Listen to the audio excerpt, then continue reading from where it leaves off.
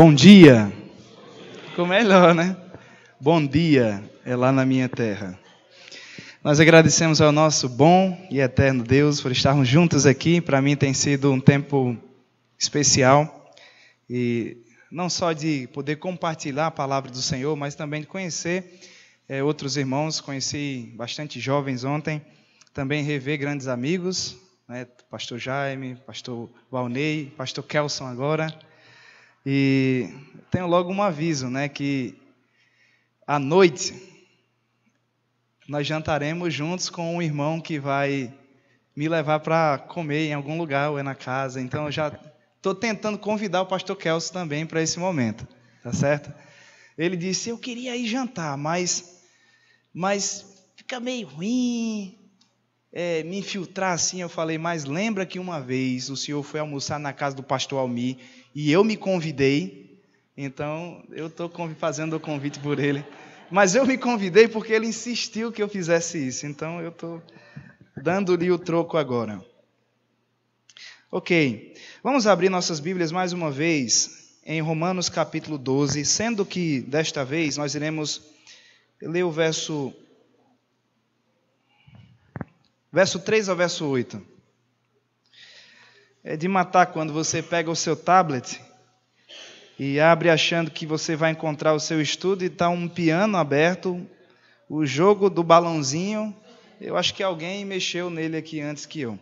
Mas enfim, vamos abrir nossas Bíblias, capítulo 12, verso 3 ao verso 8. Eu convido somente os que podem ficarem de pé. E vamos fazer a leitura desse texto. Capítulo 12, verso 3 ao verso 8 diz assim: Porque pela graça que me foi dada, digo a cada um dentre vós, que não pense de si mesmo além do que convém. Antes, pense com moderação, segundo a medida da fé que Deus repartiu a cada um. Porque assim, como num só corpo temos muitos membros, mas nem todos os membros têm a mesma função, assim também nós, conquanto muitos, somos um só corpo em Cristo e membros uns dos outros. Tendo, porém, diferentes dons, segundo a graça que nos foi dada, se profecia, seja segundo a proporção da fé, se ministério, dediquemo-nos ao ministério, ou o que ensina, esmere-se no fazê-lo, ou o que exorta, faça-o com dedicação, o que contribui com liberalidade, o que preside com diligência, e quem exerce misericórdia com alegria. Vamos orar e depois da oração vocês podem sentar. Nosso Deus, mais uma vez nós rogamos a Ti os teus cuidados, ó Deus, à medida que nós vamos entendendo e explicando a Tua palavra. Nossa oração é que não somente sejamos conhecedores das verdades aqui reveladas, mas também que essas verdades possam moldar a nossa mente, educar o nosso coração, de tal forma que venhamos compreender o privilégio que é servi-lo fielmente. Nós rogamos que o Senhor, depois da explicação da Tua palavra, faça-nos mais diligentes e nos ajude a termos um compromisso real, sem hipocrisia, um compromisso a Deus com o Senhor e com a Tua obra. Essa é a nossa oração, em nome de Jesus, amém. Podem sentar. Bem, nós temos percebido, como já mencionado algumas vezes aqui no início do culto, que o tema da nossa conferência é o privilégio de servir. E nós começamos na sexta-feira à noite pensando que as bases para uma vida compromissada no serviço estão, na realidade, numa compreensão adequada das misericórdias de Deus, e isso revelado no verso 1 do capítulo 12, e não somente isso, mas também no entendimento real do que significa submissão total. Agora, vimos também ontem à noite que no meio da caminhada cristã, e isso inclui também o serviço, existem os inúmeros desafios. E o verso 2, ele nos ajuda a perceber que, diante dos desafios que o mundo tem colocado sobre nossas vidas, desafios esses que nos tentam puxar para longe de Deus e da sua obra, nós precisamos ter uma postura radical. E ele nos diz, não vos conformeis com este século, mas transformai-vos pela renovação da vossa mente. Agora notemos que os versos 3 até o verso 8 que acabamos de ler, ele também nos fala acerca de serviço. E é importante lembrarmos o contexto do verso 2, para podermos compreender bem também verso 3 a verso 8. Obviamente, nós encontramos que aqui, repetidas vezes, o apóstolo Paulo ele falou sobre a necessidade de pensar. Aqui a palavra ocorre no original pelo menos 4 vezes. É possível perceber na tradução 2 vezes, mas notem que ele diz, porque pela graça que me foi dada, digo cada um dentre vós, que não pense de si mesmo. Lembra que no verso 2, ele havia nos convidado a sermos transformados, e essa transformação, ela era advinda de uma renovação da mente, como cantamos agora há pouco.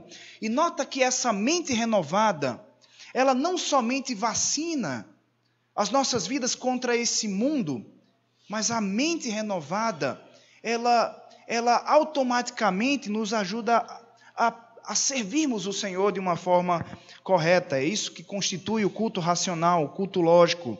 O entendimento das misericórdias de Deus automaticamente nos conduz a um serviço, a um compromisso no serviço. Agora percebam também que o verso 1, ele nos chamou a sermos um sacrifício vivo, santo e agradável a Deus.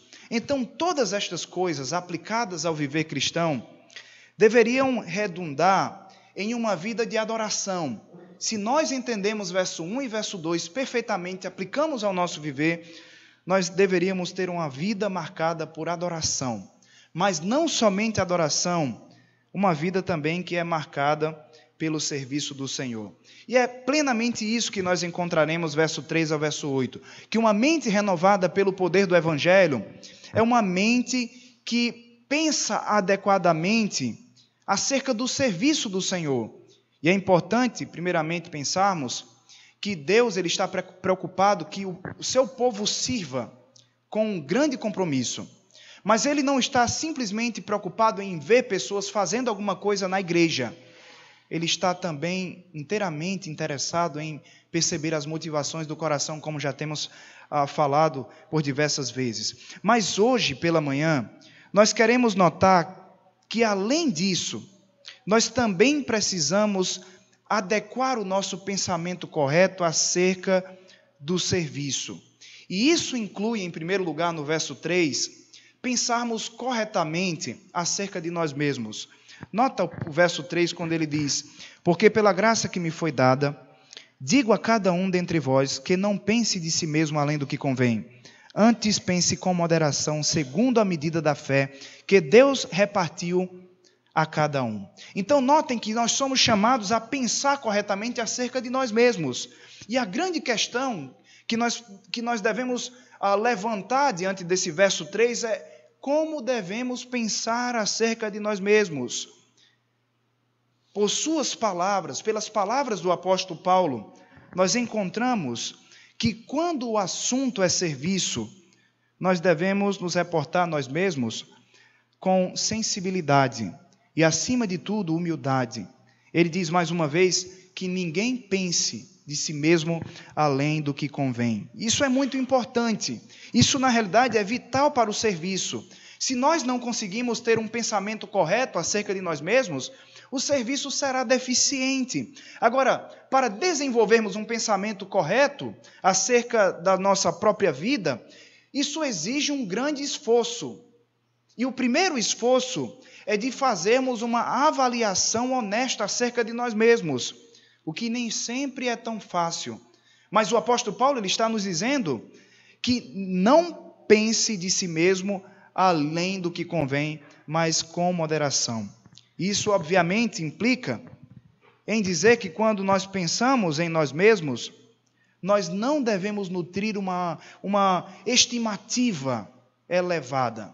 Nós precisamos evitar aquele tipo de pensamento que é muito comum no serviço do Senhor, aquela tentação de achar que o serviço só vai andar se eu estiver. Se for fulano que vai fazer, não vai ficar tão bom quanto eu faria. Eu provavelmente poderia fazer muito melhor do que outras pessoas. Paulo está falando justamente que isso deve ser retirado completamente do serviço do Senhor. Sabe, eu li um livro, vocês vão pensar que eu estou fazendo propaganda da editora Baixar Goulart. Eu fico até com vergonha que o pastor Valnei também de uma editora, né, Sílabos. Mas esse livro é um livro muito bom que todos vocês precisam ler. Chama-se Quando as Pessoas São Grandes e Deus é Pequeno. E bem no início desse livro, ele conta uma história de um rapaz que ele estava participando ele fez uma pesquisa e essa pesquisa estava concorrendo a um prêmio. E naquele momento, naquela noite, onde o melhor trabalho lhe ia ser revelado, tinha uma plateia assim e tinha aqueles que haviam entregue suas pesquisas.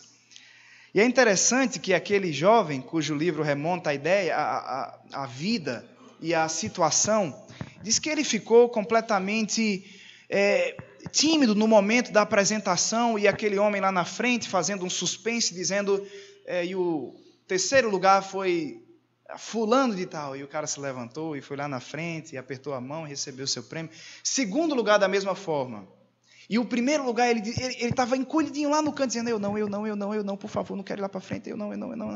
E quando finalmente revelaram a pessoa, o primeiro lugar foi Chiquinho. Aí ele, Chiquinho, eu faria melhor que ele. Na realidade, o meu foi melhor que ele, do que o dele. Essa história ilustra muito bem um pouco da nossa história no serviço. Nós somos sempre tentados a pensar que se a coisa tivesse um toque especial da minha mão, tudo seria melhor. Mas Paulo está dizendo completamente o contrário. Cuidado. Nós não devemos pensar com altivez acerca de nós mesmos. Nós não podemos nutrir uma estimativa elevada. Eu li em um site, Pregação Hoje, ou Cristianismo Hoje, uma história interessante. Era a história de uma orquestra da Alemanha, a Orquestra Beethoven de Bonn. E a história remontava a um grupo de violinistas, participantes dessa orquestra, que iniciaram um processo jurídico contra a orquestra, porque eles desejaram um salário maior do que os outros membros da orquestra que tocavam oboé, que tocavam flauta e que tocavam um trombone. E a razão, vocês estão aí, os violinistas estão achando que são merecedores e dobrados honorários. Se contentem com o que há de melhor que as bênçãos de Deus. Mas a grande razão que os violinistas iniciaram esse processo, é porque eles alegaram que eles tocavam um número muito maior de notas do que os outros instrumentistas da orquestra. Será que isso é verdade? Parece que o violino nunca para. E eles queriam, por isso, receber mais dinheiro. Mas o diretor da orquestra, ele argumentou dizendo o seguinte: vocês não merecem um melhor pagamento do que ninguém. Porque nós entendemos que todos os membros da orquestra, independente da quantidade de notas, do número de notas tocadas, todos eles são extremamente fundamentais para que a peça que o compositor tinha em mente seja executada. Você já viu aquele homem que fica lá no tambor, que só toca no final, e acaba? Ele é tão fundamental quanto o primeiro violino. Agora apliquemos isso às nossas vidas. Que todos na igreja do Senhor Jesus Cristo possuem o mesmo valor e possuem o mesmo grau de importância no serviço do Senhor. E eis uma das razões que nós não devemos nutrir uma estimativa muito alta acerca de nós mesmos.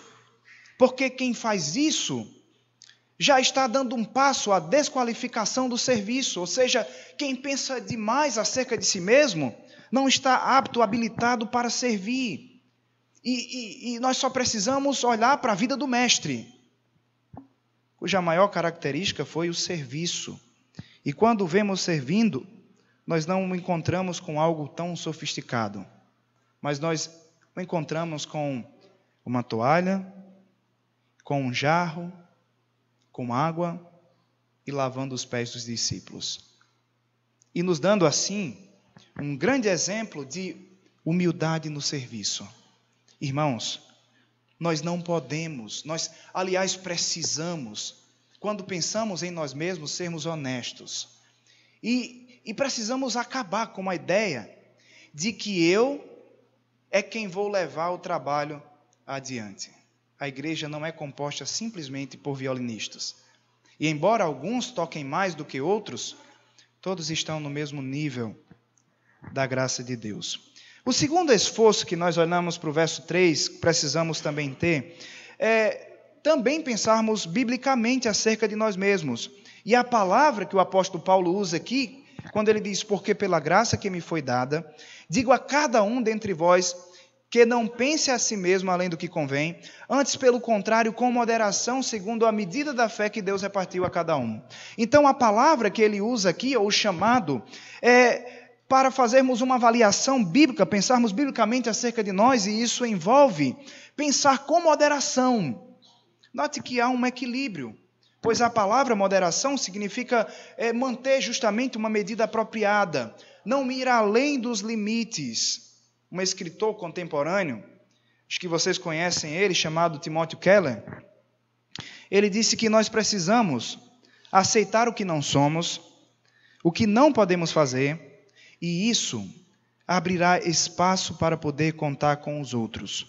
Mas igualmente, Paulo diz a cada um de vocês que pensem de si mesmo com um julgamento sóbrio. Nós precisamos ser sóbrios no nosso julgamento pessoal. E isso porque, obviamente, não devemos pensar além porque somos pecadores debaixo da graça de Deus, porém somos chamados a pensar com moderação. Porque se olhamos para a nossa vida e história, nós vamos encontrar que Deus implantou a sua graça. Ele nos concedeu o Divino Espírito Santo. E com tudo isso também a capacidade de servir de tal forma que não somos inúteis no serviço do Senhor. Um autor britânico, ele escreveu que autoadmiração é orgulho, presunção, e são duas coisas extremamente ruins para o seu possuidor. Injustas com o próximo e atrapalham uma vida cristã.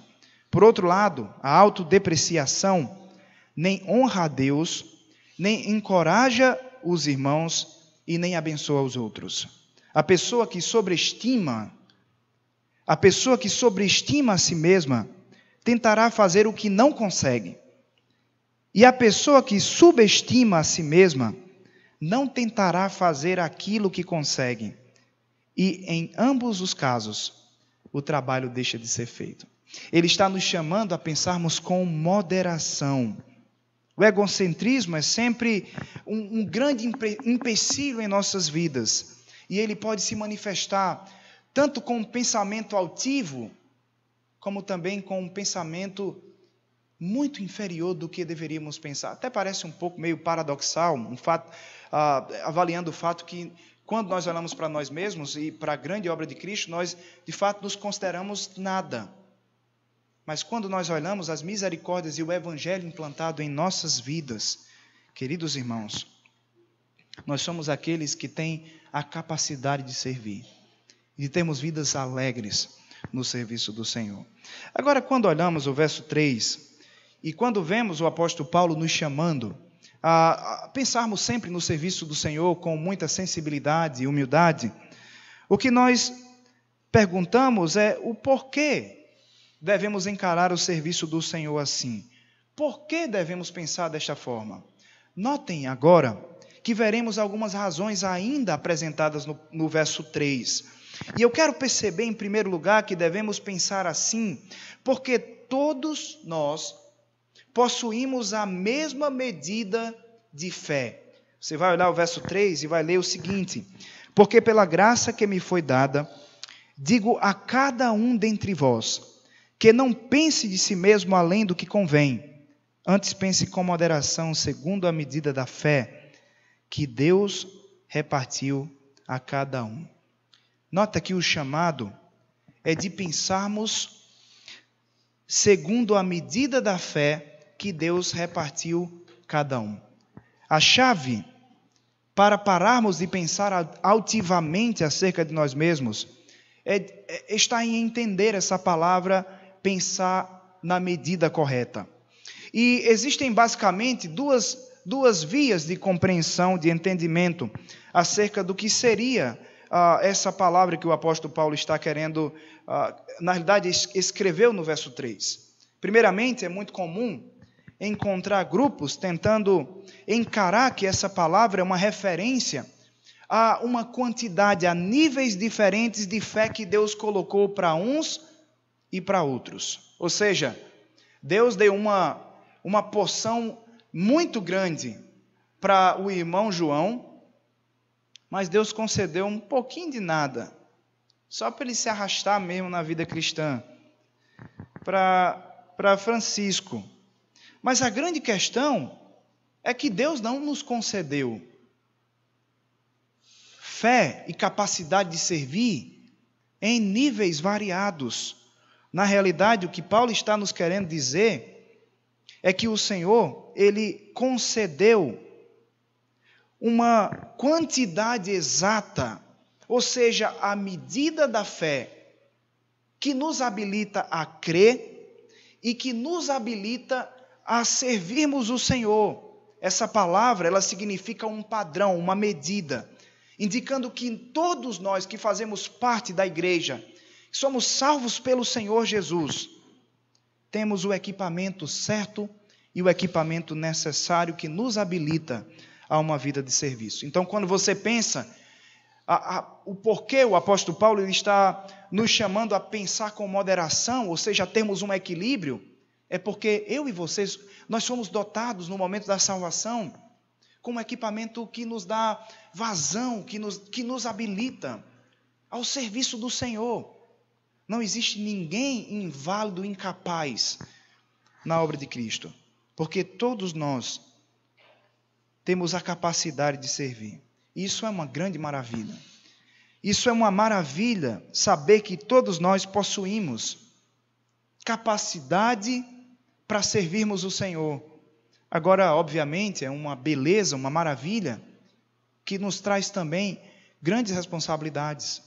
Deus te concedeu e me concedeu certos dons, certas habilidades, certas capacidades que nos foram dadas não para guardarmos, mas para exercermos, para usarmos no serviço do Senhor. E sabe, com isso, nós aprendemos aqui duas coisas importantes. A primeira delas é que na igreja e no serviço não existe ninguém nem maior, nem melhor do que o outro. Todos nós somos iguais. Ele diz: porque pela graça que me foi dada, digo a cada um dentre vós que não pense de si mesmo além do que convém. Antes, pense com moderação, segundo a medida da fé que Deus repartiu a cada um. Deus nos fez todos capazes, habilitados para servir e nos colocou em uma condição igual. A medida da fé foi repartida igualmente para todos. De fato que no serviço, embora hajam alguns que possuam um dom que está relacionado a liderar, isso não implica e não significa que existem uns que são maiores ou mais importantes do que outros. E sabe, existe uma coisa que eu tive que aprender ao longo do tempo, e tenho aprendido. Tenho poucos anos de ministério, 7 anos somente. E eu tenho aprendido que eu não posso mandar em ninguém, mesmo exercendo um cargo de liderança na igreja. Eu não mando em ninguém. Na realidade, eu sou chamado para ser o exemplo no serviço. E às vezes me dói o coração quando eu vejo alguém dizendo assim: fulano, faça. E lá em casa, eu estou tentando educar um rei, do coração impetuoso. Estevão. Ele diz: Pai, eu quero. Faça. É o quê? Você... Quem é o pai aqui? É você ou sou eu? E eu não atendo ele. Mas quando ele diz, ele fala assim: Painho, o senhor poderia fazer isso? Eu faço assim: com certeza, Estevão. Existem momentos também que eu tenho vontade de dizer: Estevão, eu quero agora você aqui. E eu faço isso. Mas eu reconheço que eu preciso dizer: Estevão, por favor, você poderia? E ele de bom grado dizer: claro, pai.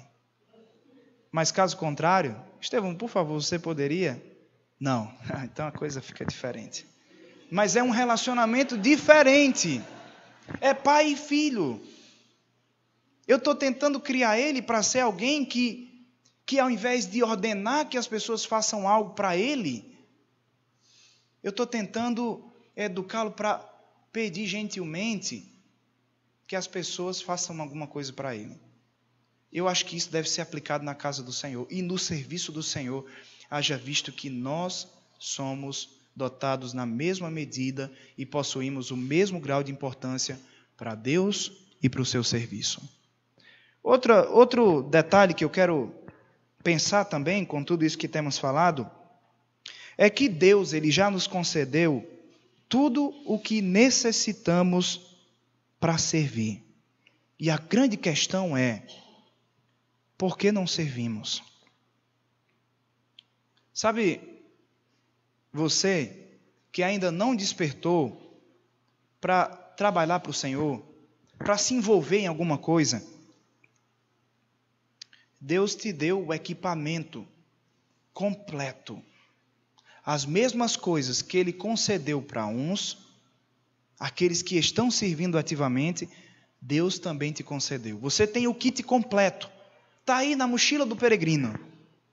Mas a grande questão é: por que você não serve? O que está acontecendo? O grande problema é que nós somos frequentemente tentados a desenvolvermos a pergunta errada quando chegamos na igreja.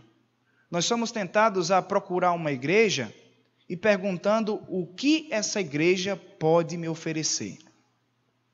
Mas a grande pergunta e a grande questão não é essa.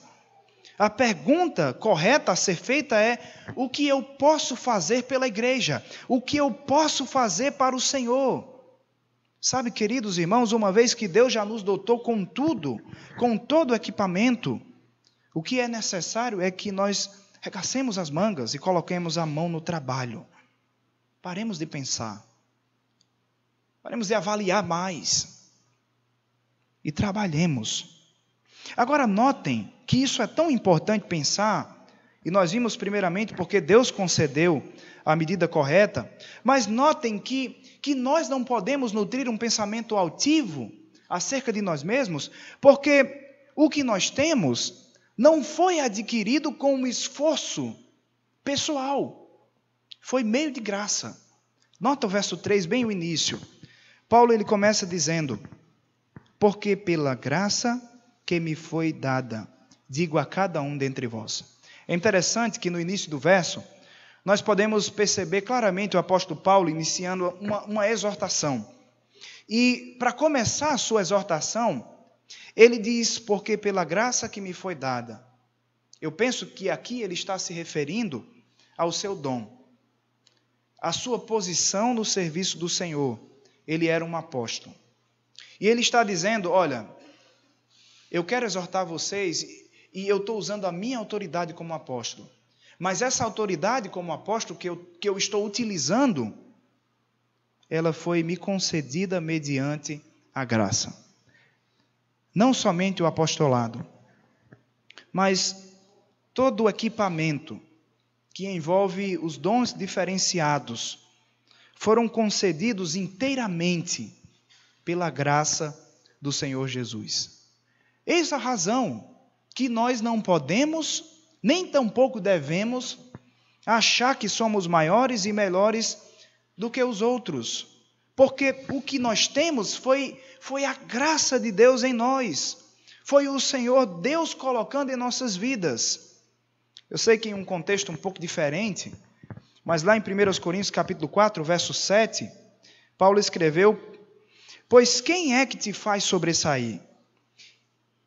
E que tens tu que não tenhas recebido? E se o recebeste, por que te vanglorias? Como se o não tiveras recebido. Sabe, irmãos, nós recebemos, devemos usar.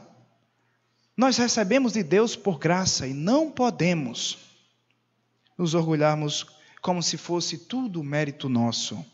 1 Pedro 4,10, ele diz: servi uns aos outros, cada um conforme o dom que recebeu, como bons despenseiros da multiforme graça de Deus. Uma vez que nós temos o equipamento correto para servir, o chamado de Deus, além das epístolas paulinas, é que nós devemos servir uns aos outros. Deus nos separou e nos equipou para sermos aqueles que glorificam o Senhor com o serviço, mas acima de tudo que edificam as vidas uns dos outros. Houve um autor americano chamado Stephen Davis, que ele comparou a dinâmica da igreja como um quebra-cabeça. E um quebra-cabeça onde nós somos as peças. E eu achei interessante a analogia que ele fez, porque em um quebra-cabeça, quando você está montando, as peças nem sempre elas vão se encaixando bem, especialmente quando o quebra-cabeça é novo. Eu tive um quebra-cabeça que ele ficava com um lombo assim no meio. Eu precisava apertar ele, porque as peças estavam tão juntas e precisavam de tanto esforço para encaixá-las, que às vezes ficava um pouco diferente. Mas a grande realidade é que, às vezes, na igreja e no serviço, é preciso um pouco de aperto.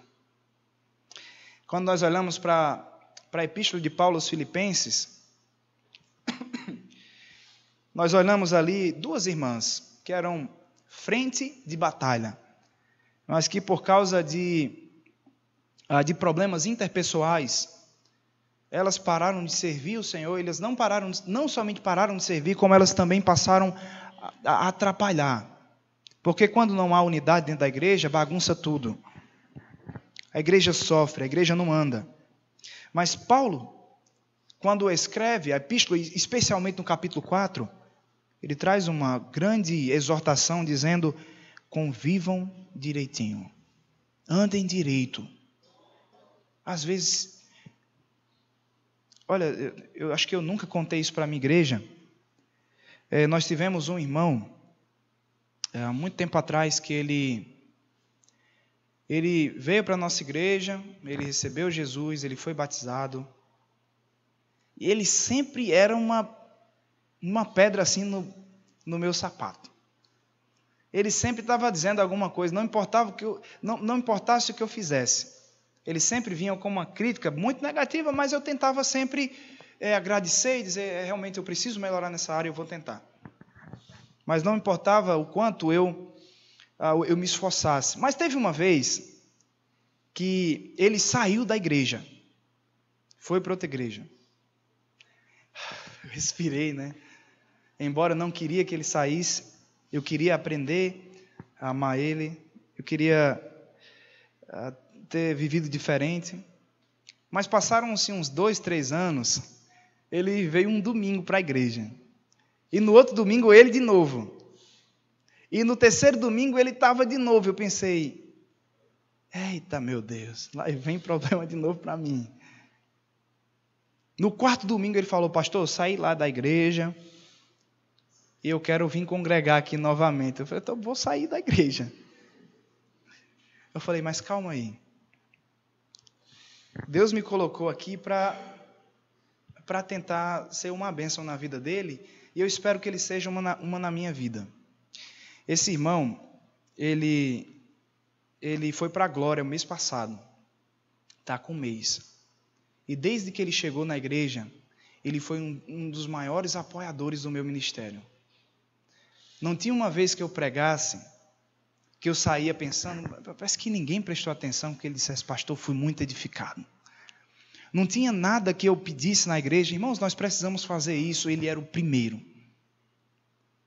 Foi uma pena, porque nós poderíamos ter convivido mais, o Senhor sabe. Nós nos apertamos um pouquinho no início, foi difícil conviver e trabalhar junto, mas depois que ele e eu ouvimos a exortação de Paulo sobre convivermos direitinho, tudo mudou. E eu lembro que todas as vezes que ele dirigiu o culto, ele trazia uma reflexão. E quando eu levantava assim, eu sento aqui atrás, né? Tem uma cadeira. Eu dizia, irmão, muito obrigado. Os seus comentários vão me impulsionar a mensagem que eu falei. É mesmo, pastor? Falei. E eu fui encorajando e ele me encorajando. Então, irmãos, às vezes você acha que é difícil trabalhar com determinada pessoa. Mas você só precisa de um pouquinho de aperto. E da escritura. Lembra que você não está servindo homens, mas você está servindo o Senhor. E as misericórdias de Deus são sua motivação. Além do mais, ainda pensando na analogia do quebra-cabeça, existem peças que você acha que não faz parte daquela figura. Que você acha que veio errado na caixa. Mas depois de muito tempo, de uma longa demora, uma longa espera, você percebe que aquela pecinha tinha um lugar específico. Queridos irmãos, da mesma forma, assim como existem peças que são demoradas para se encaixar no seu determinado lugar, às vezes existem irmãos que não sabem o que devem fazer, que demoram para encontrar um lugar. Mas a grande questão é que só existe uma maneira de achar o lugar daquela peça. É com persistência. Algumas pessoas estão esperando que Deus revele por meio de sonhos, e nós sabemos muito bem que Deus não fala através disso, ou dessa forma, mas estão esperando uma revelação sobrenatural, supranatural, um anjo, alguma coisa assim, vindo de outro mundo, de outra dimensão, e dizendo, você é para ser pastor, ou você é para ser alguma coisa. A grande questão é que encontrar o lugar no serviço tem muito mais a ver com transpiração do que com inspiração. Se você não servir, não se dispor, não dispor o coração para fazer aquilo que está adiante, você não vai encontrar tão fácil o seu lugar no quebra-cabeça. Além do que, no quebra-cabeça existem umas peças, especialmente quando é uma paisagem que tem o céu, e o céu é tudo azul. Aí você diz, meu Deus, pode ser aqui, pode ser aqui, pode ser no meio, pode ser na outra ponta, em cima e embaixo até o céu acabar. Aí finalmente você achou aquela pecinha toda azul, só com uma pontinha de nuvem, branquinha. E o lugarzinho dela. Às vezes existem peças que parecem ser insignificantes, mas elas são extremamente importantes. Elas estão ali, e embora não me expressando tanta cor, tanta beleza, tanta intenção do artista que projetou aquela figura, mas sem ela, o quebra-cabeça está incompleto. Todos nós somos importantes e temos um lugar no serviço do Senhor. E as peças, elas vão se encaixando, cada uma, no seu devido lugar. Lembro-me das palavras de Tiago, capítulo 3, quando ele disse que não devemos todos desejar sermos mestres. Alguns talvez queriam assumir uma posição que não lhes era cabível. Então nós devemos encontrar o nosso lugar no quebra-cabeça, sem forçar a barra, sem insistir em se encaixar em outro lugar, mas fazer aquilo que nós vemos que está fluindo. Eu lembro, irmãos, quando a nossa igreja, ela passou um período muito difícil. foram 2 grandes divisões. E a última divisão foi bem no início do meu... Correu a divisão e eu entrei para servir na igreja. E vocês sabem que quando uma igreja passa por uma divisão, as consequências, o sofrimento, demora anos para se acabar. E sendo 2 assim, em um intervalo de tempo tão pouco, talvez 15 anos, ainda fica mais difícil de lidar. E para completar tudo, o zelador, ele saiu da igreja. A nossa igreja, ela tem 55 metros de frente e 100 e poucos metros de profundidade. E ela é basicamente toda rodeada, era de uma grama verde linda. Tinha muita grama e muita planta. E aquele zelador acordava de manhãzinho cedo e ele não tinha descanso. Ele cuidava e deixava a grama impecável. Mas ele foi embora. A igreja pequena, pastor novo. Além disso, tinha um terreno que era uma favela, na frente da igreja. E a Toyota comprou aquele terreno, e eu falei, graças a Deus que não vai haver mais a possibilidade de construírem uma outra comunidade, porque eles iam para dentro da igreja fazer tudo. Só que eu me arrependi, porque eles começaram a furar o chão e aquelas máquinas assim, e quando o vento vinha, levava toda a areia para dentro da igreja. Então nós tínhamos uma grama morrendo e nós tínhamos uma igreja que estava cheia de areia. O piano, tivemos que improvisar uma capa, porque ficava muito repleto de areia. E eu lembro quando cheguei para o culto uma vez com a Meline, quando eu olhei para o chão, eu falei, meu Deus, dava para tirar assim com a pá. Quem era que fazia aquele trabalho? Era o pastor, eu e Meline. Começamos limpando, varrendo, depois passando pano. O templo enorme.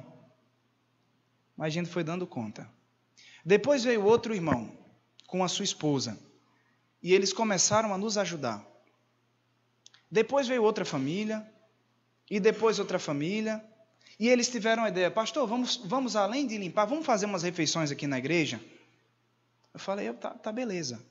Então vamos. Começamos a fazer refeições e limpeza da igreja. E sabe, aquele período que nós passamos sem zelador, que foram quase 2 anos, foi um período onde a igreja mais cresceu no entendimento do serviço e na unidade cristã. Eu ouvi dizer recentemente que vocês reduziram para 20 horas a quantidade de trabalho do zelador da igreja. Deus nos ensinou que quando não tem zelador para fazer tudo, os irmãos que são servos e que não são superiores ao zelador e nem a ninguém, estão prontos a preservarem o patrimônio da igreja limpo. A nossa igreja cresceu muito. Quando finalmente a construção acabou, nós olhamos para a grama e a grama estava... Quase não existia grama, era tudo erva. E eu me lembro que passamos um sábado, uns 20 irmãos, ajoelhados, cada um com um garfo, uma faca, uma colher, arrancando aquele matinho para tentar deixar a grama limpa. Aquilo foi duro. Mas nós aprendemos a nos valorizarmos, a amarmos uns aos outros. Eu percebi que, quando acabava o culto, sempre tinha alguém que deixava o copo enfiado dentro daqueles negócios do porta-bíblia do banco. Para outra pessoa tirar. Eles começaram a tomar consciência que o trabalho da igreja é um trabalho de todos. É um trabalho de todos. Nós aprendemos muito. Ainda, claro, precisamos aprender mais ainda sobre servir. Mas, às vezes, Deus nos coloca em situações de aperto para despertar nossa mente. para percebermos o quão valoroso é suar a camisa no serviço do Senhor. Ah, mas eu não fui designado para esse cargo. Mais adiante, versos 6 e 8, ele fala sobre o dom de ministério, o dom de ensino e o dom de contribuição. E embora havendo esses dons específicos, nós sabemos que evangelismo, ensino e contribuição é tarefa de todo crente. Então, à medida que nós vamos conseguindo, nós vamos ajudando uns aos outros no serviço do Senhor e a igreja vai crescendo.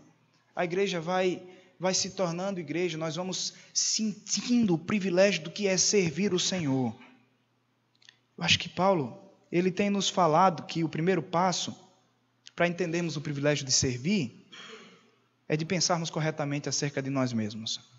Não com altivez, mas de maneira moderada. A escola vai até que horas? Até 11? Ok. Então, o nosso segundo ponto aqui é que, além de pensarmos corretamente acerca de nós mesmos, nós precisamos pensar corretamente acerca da igreja, acerca do serviço e da funcionalidade da igreja. E nós notamos que os versos 4 ao verso 6, eles são parte extremamente importante dentro do argumento do apóstolo Paulo, onde ele está expandindo a nossa ideia, reforçando a ideia que foi expressada no final do verso 3, quando ele diz que todos nós devemos pensar com moderação. E notem que agora, verso 4 ao verso 6, ele começa a mostrar a dinâmica, a nos ensinar acerca da dinâmica da igreja. E daqui nós queremos extrair alguns princípios. Os princípios que envolvem a dinâmica do viver e servir na igreja. E o primeiro princípio que nós encontramos no verso 4 é a unidade no propósito. Note que ele diz assim: porque assim como num só corpo temos muitos membros, mas nem todos os membros têm a mesma função, assim também nós, conquanto muitos, somos um só corpo em Cristo e membros uns dos outros. Notem primeiramente que quando começa a nos falar acerca da igreja, ele fala acerca da igreja e das nossas vidas como sendo um só corpo. Ou seja, ele está nos chamando a perceber a dinâmica da unidade, o propósito da unidade na igreja. E nós sabemos que unidade é coisa muito séria. Alguém disse, acertadamente, que a unidade é como uma louça chinesa. Eu nunca entendi, nunca nem vi uma. Mas ele disse que é bela e frágil. E de fato é. Unidade é algo maravilhoso, mas é também muito frágil. E a razão da fragilidade existente na unidade é porque, por natureza, nós já somos facciosos e temos predisposição de pensarmos mal uns dos outros. E Paulo, ele começa utilizando a figura de um corpo para nos mostrar que precisamos preservar a unidade, porque nós estamos conectados a um corpo espiritual. Nós não somos membros distintos. Nós somos aquilo que compõe a igreja. Além do mais, nós devemos e somos aqueles que partilham vidas em comum, dons em comum, recursos em comum, tristezas em comum e alegrias também. Além do mais, nós somos um corpo que tem a mesma fonte. Nós somos nutridos pelo Senhor Jesus. Ele é o cabeça. Nós estamos no mesmo time. Nós temos os mesmos propósitos. Nós estamos em Cristo.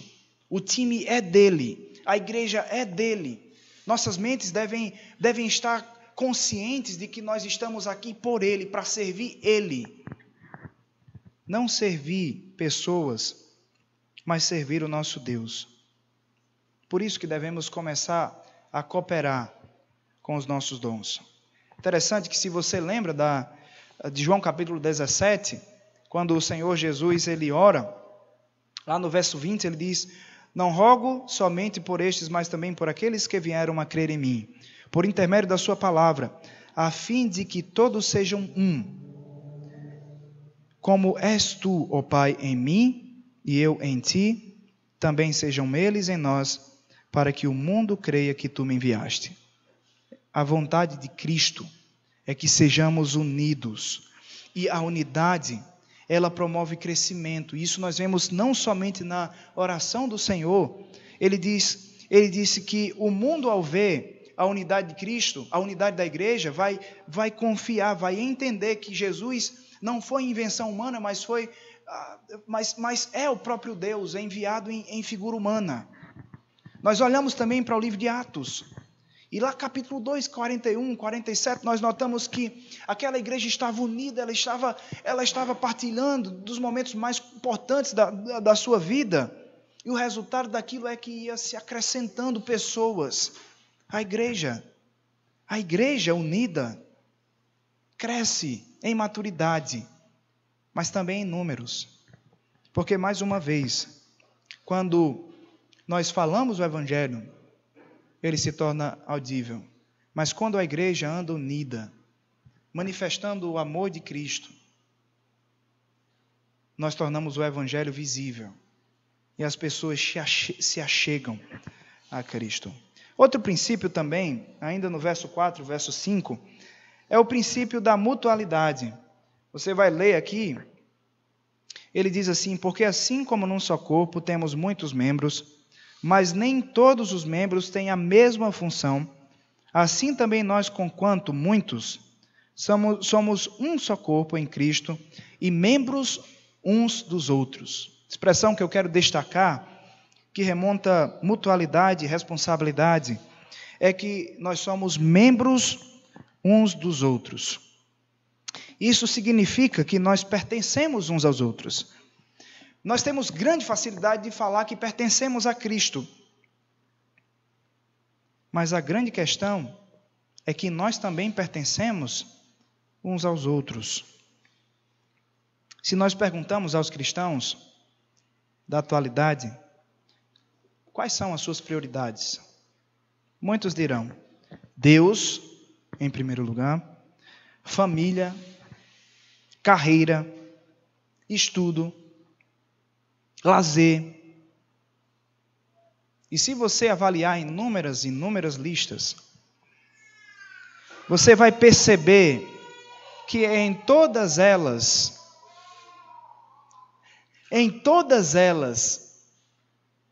falta algo muito importante.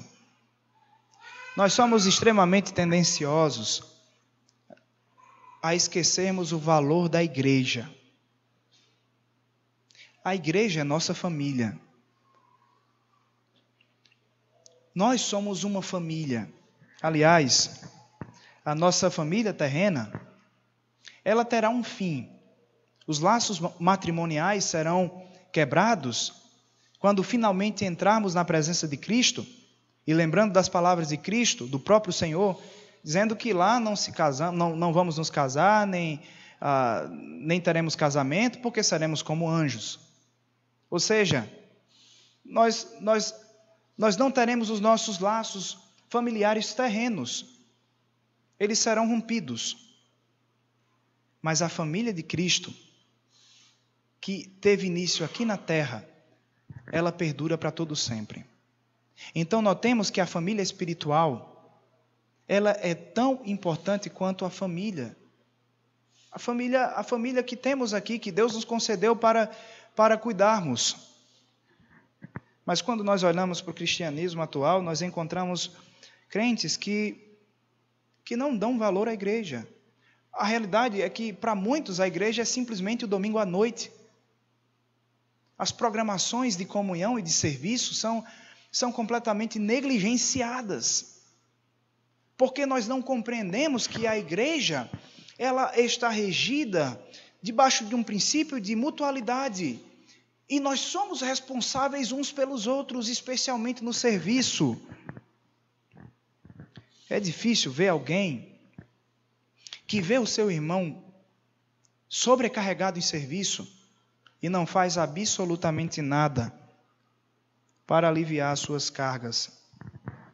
Alguém assim é alguém que não consegue compreender a expressão que o apóstolo Paulo está nos dando aqui, nos alertando, que somos membros uns dos outros. membros uns dos outros, pertencemos uns aos outros, temos responsabilidades uns com os outros. E às vezes eu fico me perguntando, será que a igreja e eu tenho algum lugarzinho na vida dos meus irmãos, além do domingo? Será que os irmãos são importantes para você, segunda, terça, quarta, quinta?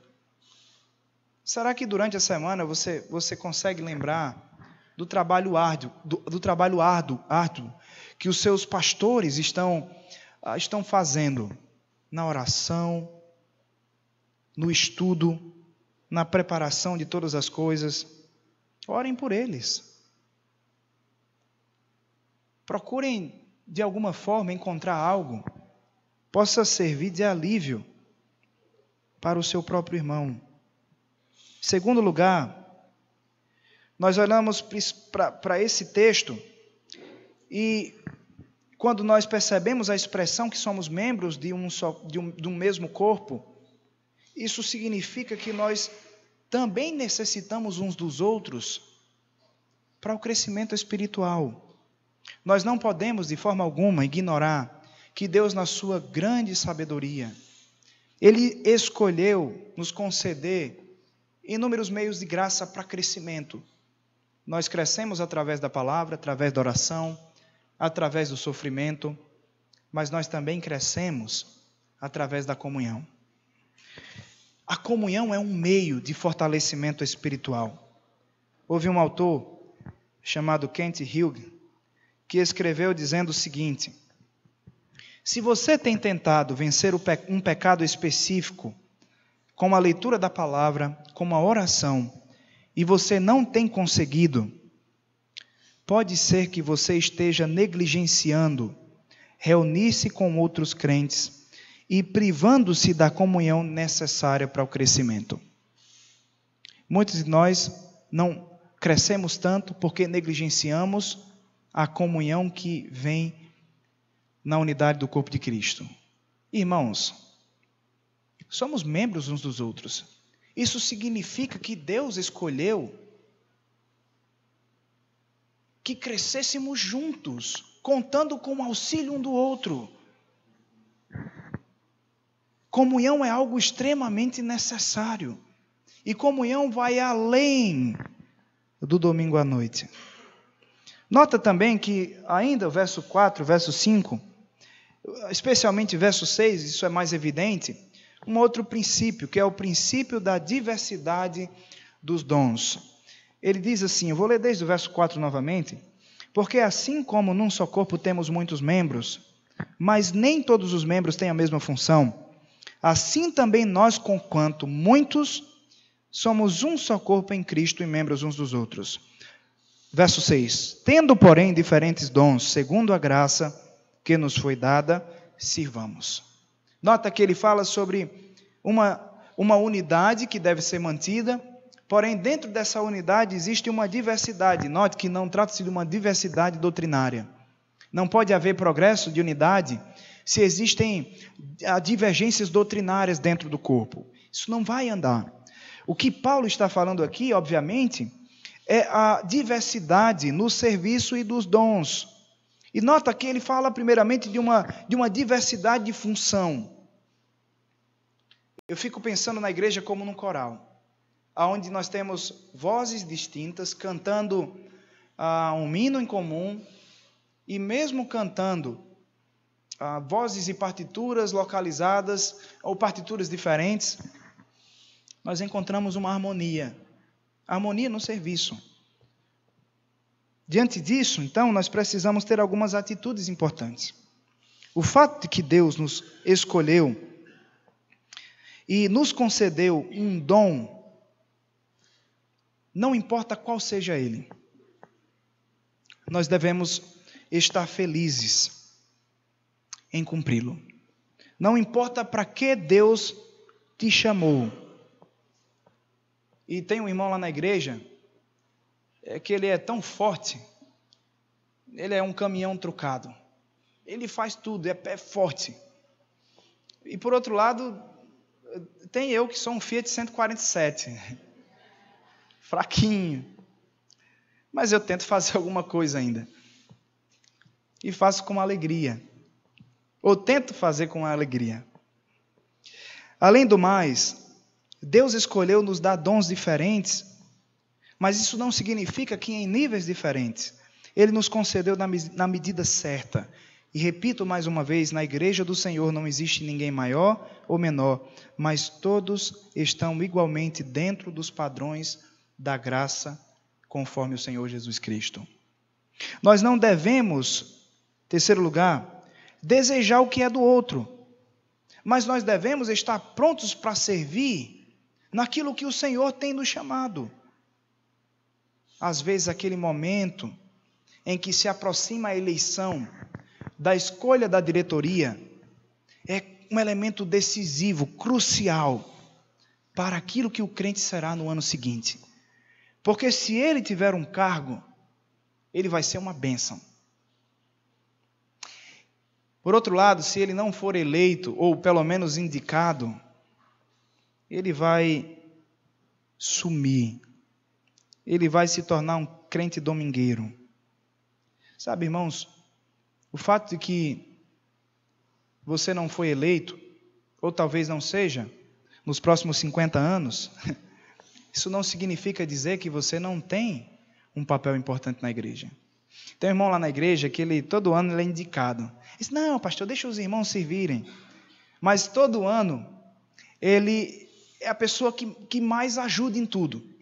E todo ano, quando tem a eleição e a gente vai projetar na parede a lista dos eleitos, a segunda vez, né?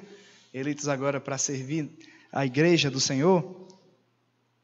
Aí lá no final tem irmão Ivanildo, ministério da cozinha. Ele é o que alimenta o povo de Deus. Ele é o que faz a comida para o momento de comunhão. Então sempre o nominho dele está lá. Olha, irmãos, nós não precisamos de uma formalidade. Nós só precisamos de disponibilidade para servirmos o Senhor. Eu li uma história tão engraçadinha, um dia desse, de uma criança que era muito tímida e que ela decidiu que iria participar, ou pelo menos iria fazer um teste para participar numa peça teatral da escola.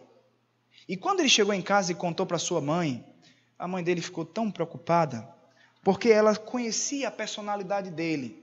Ele era muito tímido. E ela sabia que ele não iria conseguir um papel lá na frente. E ela ficou com medo dele ficar tão triste e desistir da vida. Então, no dia do teste, a mãe dele foi buscá-lo na escola e levou consigo um amiguinho que ele mais gostava, já para tentar encorajar ele, quando ele voltasse aos prantos, às lágrimas. Mas tudo aconteceu diferente. Quando ela chegou na recepção da escola, o menino veio correndo. E alegre da vida, ela pensou, não, ele não deve ter conseguido um cargo, um papel importante. E ele veio correndo. E ele disse, mamãe, eu fui escolhido para bater palmas.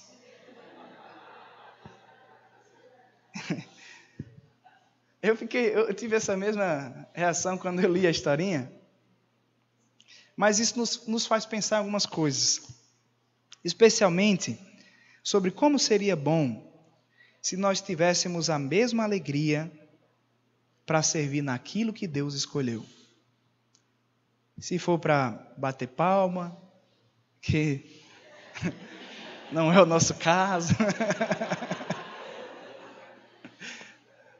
Vocês entenderam, né? O pastor Jaime olhou para mim assim, que pastor, está renovando? Não é bater palma no culto, tá? Mas a igreja, ela tem inúmeras áreas qual você pode servir. Eu li outro dia, estava tentando descobrir como é que funciona aquele jogo futebol americano.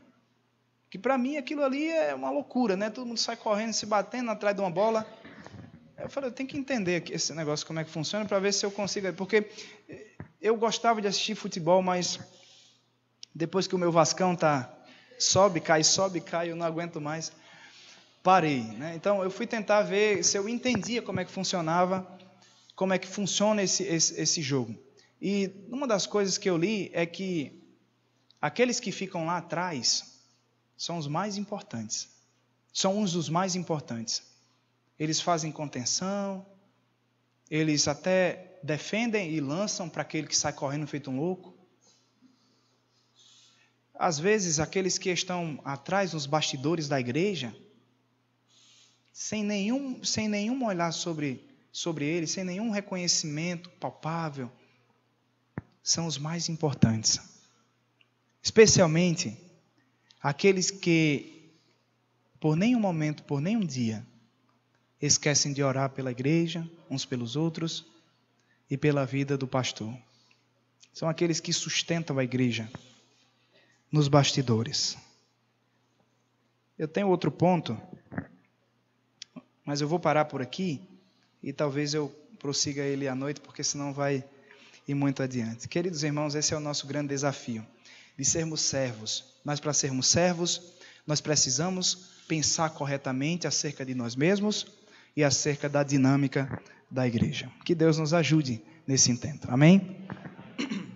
Querido Deus, nós te agradecemos por Jesus, pela igreja, e a nossa oração é que todos nós sejamos extremamente desafiados a vivermos para te servir. Em nome de Jesus, amém.